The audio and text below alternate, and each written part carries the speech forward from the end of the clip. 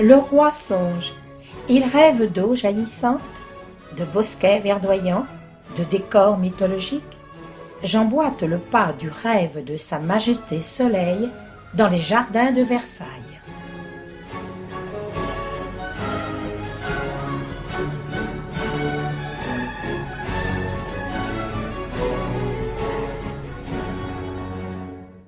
Devant la façade de son château, deux parterres d'eau, où le roi se prélasse avec les fleuves de son royaume de France, des nymphes entourées d'angelots et les ébats joyeux de groupes d'enfants.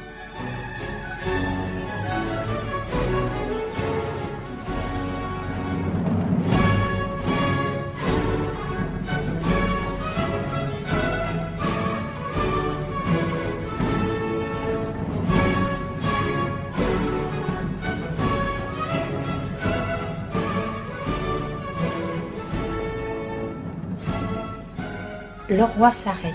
Il regarde la voie royale divine devant lui, cet axe est-ouest qui respecte la course du soleil pendant la journée.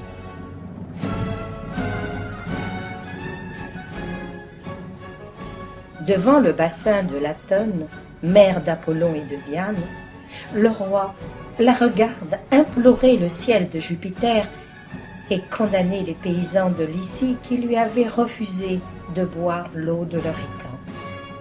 Ils furent métamorphosés en faune aquatique. Le roi songe alors au châtiment réservé à tous ceux qui osent se révolter contre l'ordre divin, donc royal, donc lui, le roi, s'étant choisi l'emblème du dieu soleil, Apollon.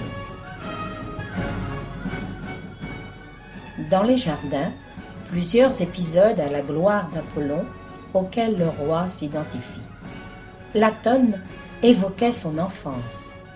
Le char d'Apollon, émergeant de son bassin tel le soleil de l'océan, figure le lever du roi, mais surtout la montée du roi sur son trône, son triomphe et son règne.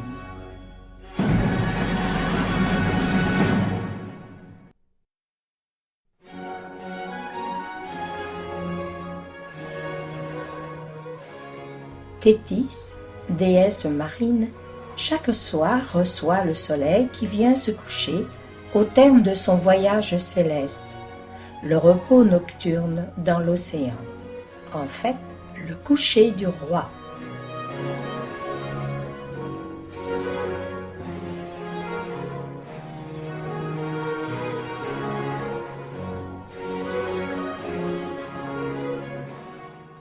Les saisons marquent le temps qui passe.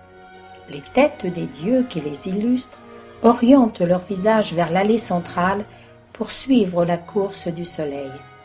Printemps et été sont au nord du jardin, automne et hiver au sud du jardin.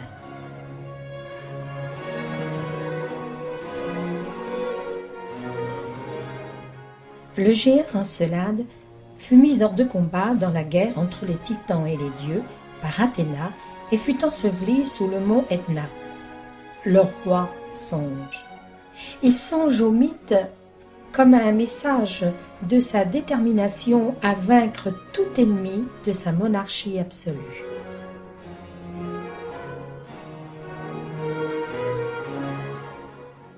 Le roi danse. L'art de la danse, un art où aime s'illustrer le roi.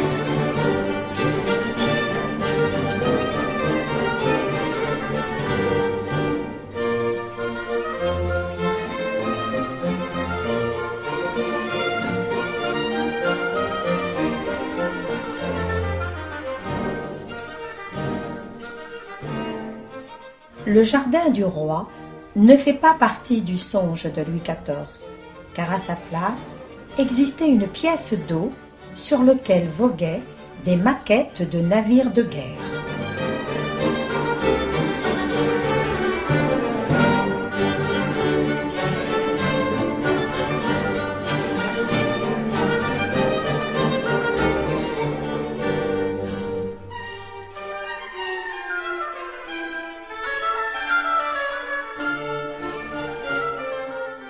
Le roi cherche son ancien labyrinthe, disparu maintenant, où les fables d'Ésope s'illustraient.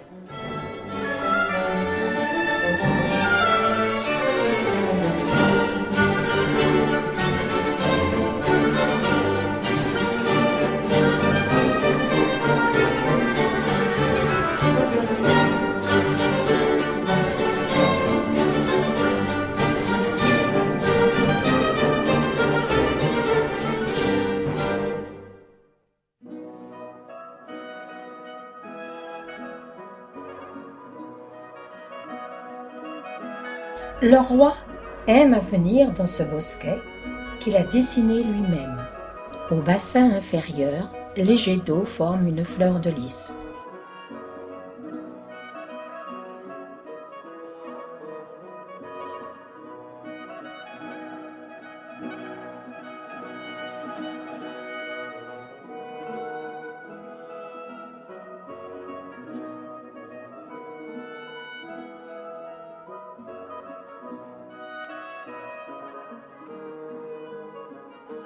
Le triomphe de Neptune et d'Amphitrite son épouse.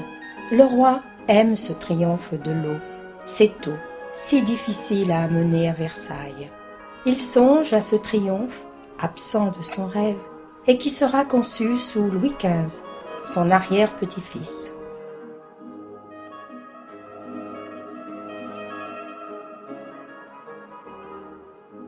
La renommée tient d'une main un médaillon de Louis XIV et de l'autre écrit les hauts faits du roi. Le livre est soutenu par le temps, Chronos. Elle écrase du pied le serpent de l'envie. Au pied se trouvent les médaillons d'Alexandre le Grand, Scipion, César et Trajan, leur gloire s'opposant à celle du roi Soleil. Le serpent Python, obéissant à Junon, devait empêcher la naissance de Diane et d'Apollon. Il fut tué par les flèches du jeune Apollon, qui devint alors maître de l'oracle Pythie à Delphes. Le roi regarde l'agonie du serpent et porte alors son regard vers le bassin de la pyramide.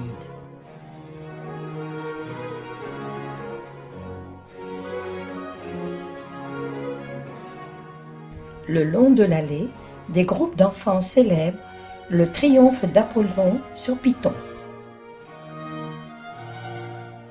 Ce bassin, représentant le temple de Delphes, symbolise la connaissance, aboutissement de la quête apollinienne.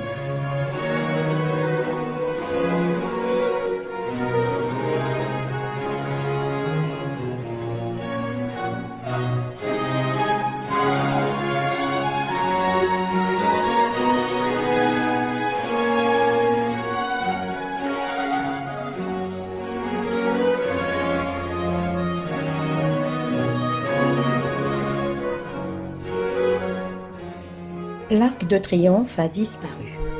La seule partie qui subsiste aujourd'hui, c'est la France triomphante, victoire, sur la quadruple alliance. Grâce à cette victoire, le roi devient Louis le Grand.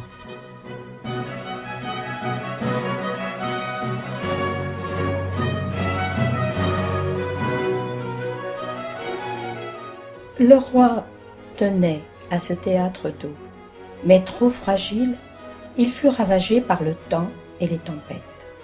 Le roi songe, en regardant ces sculptures contemporaines, que Versailles continuera à rêver.